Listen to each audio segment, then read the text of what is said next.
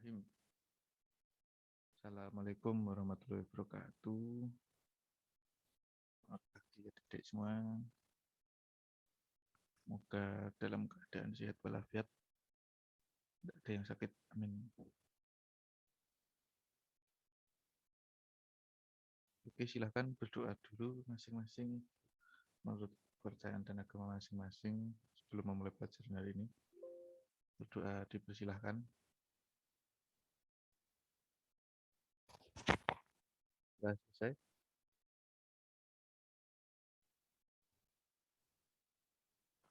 Oke, hari ini pertemuan kedua kita untuk kelas RA dan RB. Untuk kelas RC sudah pertemuan ketiga ya. Di pokok bahasan untuk pertemuan kali ini yaitu prosedur pengujian kesesuaian fungsi produk barang maupun jasa. Pengujian barang baru. Apa sih tujuan dari pengujian barang baru tersebut? Pengujian produk baru ini bertujuan untuk memberikan penilaian yang lebih rinci tentang peluang sukses produk baru. Kemudian mengidentifikasi berbagai penyesuaian akhir yang diperlukan untuk produk dan menetapkan berbagai elemen penting dalam program pemasaran yang akan dipakai untuk memperkenalkan produk di pasaran nanti. Jadi pengujian barang baru ini merupakan sebuah tahap yang urgent atau penting dalam memperkenalkan produk di pasaran. Kemudian pengujian baru dilakukan melalui 4 tahapan proses.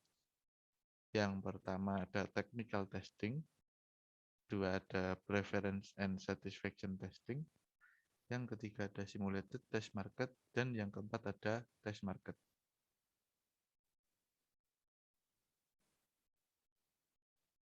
Technical testing yang pertama yaitu technical testing adalah pengujian yang dilakukan dengan cara membuat prototipe yang merupakan approximation atau perkiraan untuk produk akhir nanti.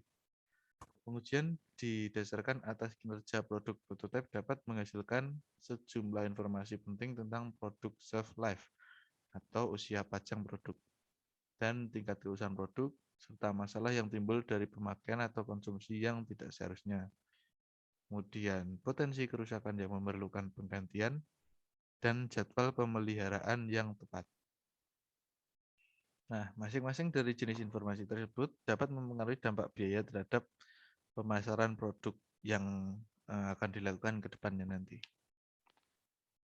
Ada contoh di sini, misal estimasi usia pajang produk dapat mempengaruhi frekuensi pengiriman, dan frekuensi pengiriman tersebut maka akan berpengaruh kepada biaya pengiriman. Kemudian adanya kemungkinan masalah penggunaan yang signifikan dapat mengakibatkan perlunya tambahan informasi labeling, periklanan, dan sebagainya. Jadi nanti jika ada permasalahan, pasti akan mengakibatkan perlunya tambahan ini, labeling, periklanan, ataupun sebagainya. Dan lanjut, preference and satisfaction testing.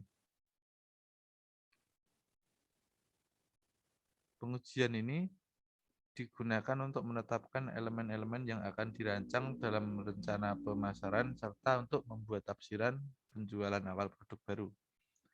Umumnya terdapat 2 cara utama yang dibutuhkan dalam tahapan pengujian ini. Yang pertama yaitu dengan cara meminta konsumen untuk menggunakan barang dalam jangka waktu tertentu.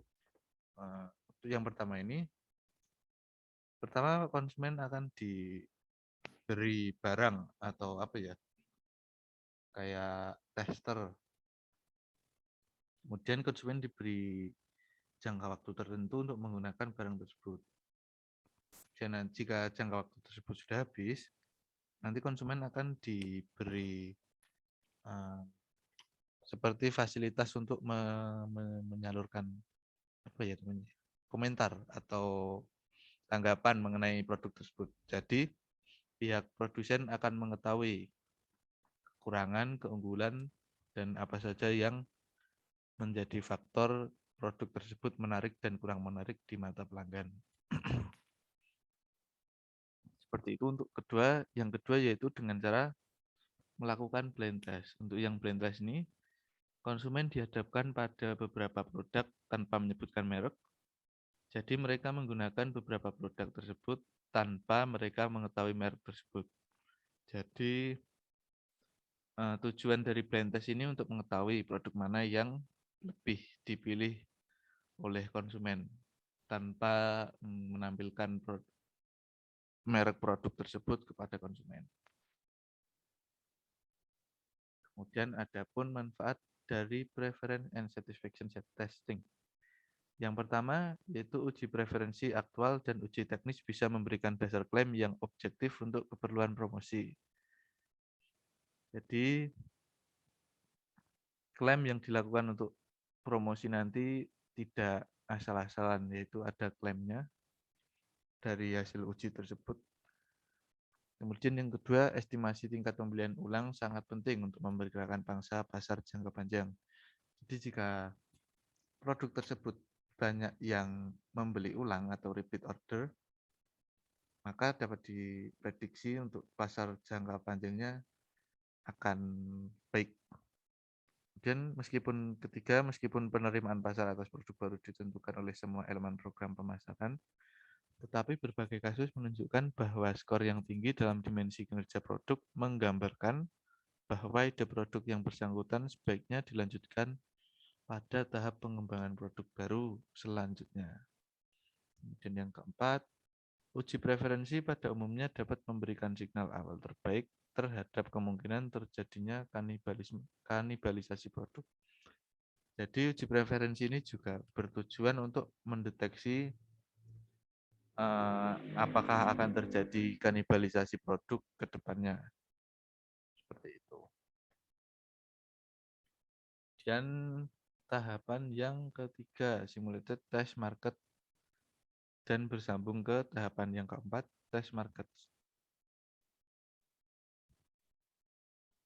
Metode pokok pengujian pasar yang dilakukan umumnya terdiri dari empat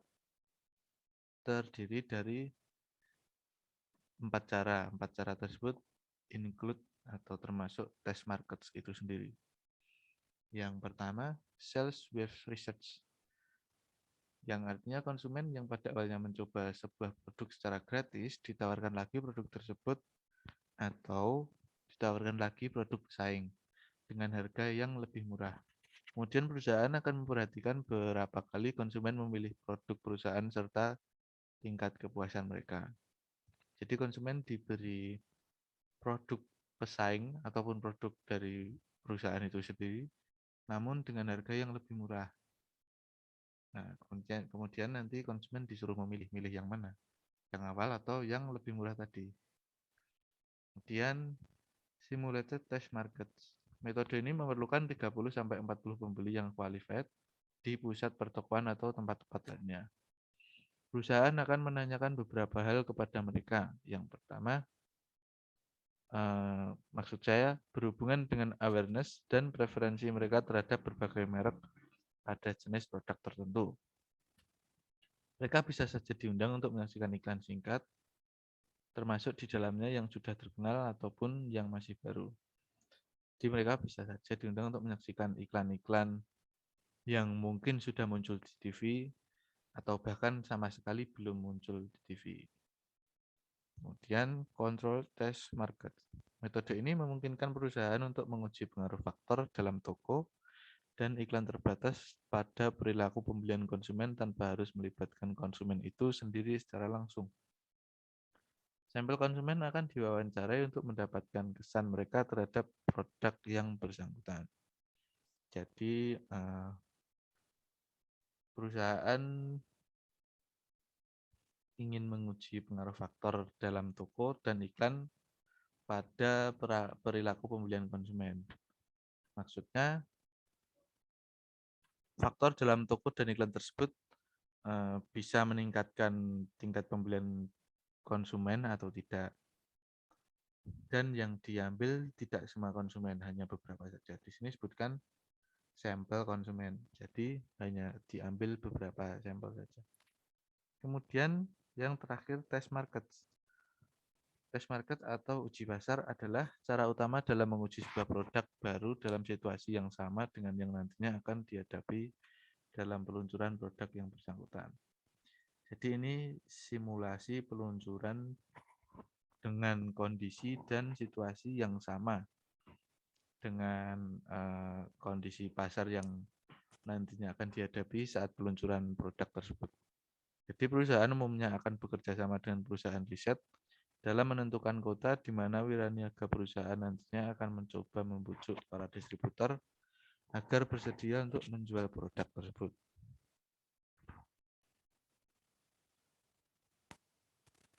Itu proses pengujian barang baru. Adapun materi untuk pertemuan kali ini cukup singkat, yakni hanya menjelaskan prosedur pengujian kesesuaian fungsi produk barang atau jasa. Adapun proses pengujiannya sudah dijelaskan tadi, technical testing, preference and satisfaction atau pengujian preferensi dan kepuasan, kemudian simulated test market atau pengujian pasar simulasi, dan yang terakhir test market, pengujian pasar. Seperti itu. Jika masih ada yang bingung atau ingin ditanyakan seputar materi maupun di luar materi, silahkan tanya ketika saya masuk di lab, atau kalau enggak ya bisa PC melalui WA, kalau enggak ya bisa melalui direct message di Microsoft Teams. Ya kan saya jawab. Oke, sekian materi dari saya. Sebelum mengakhiri pembelajaran ini, silahkan berdoa menurut agama dan kepercayaan masing-masing. Berdoa dipersilahkan. Berdoa selesai. Oke, cukup sekian. Wabillahi taufiq walhidayah. Wassalamualaikum warahmatullahi wabarakatuh. Terima kasih.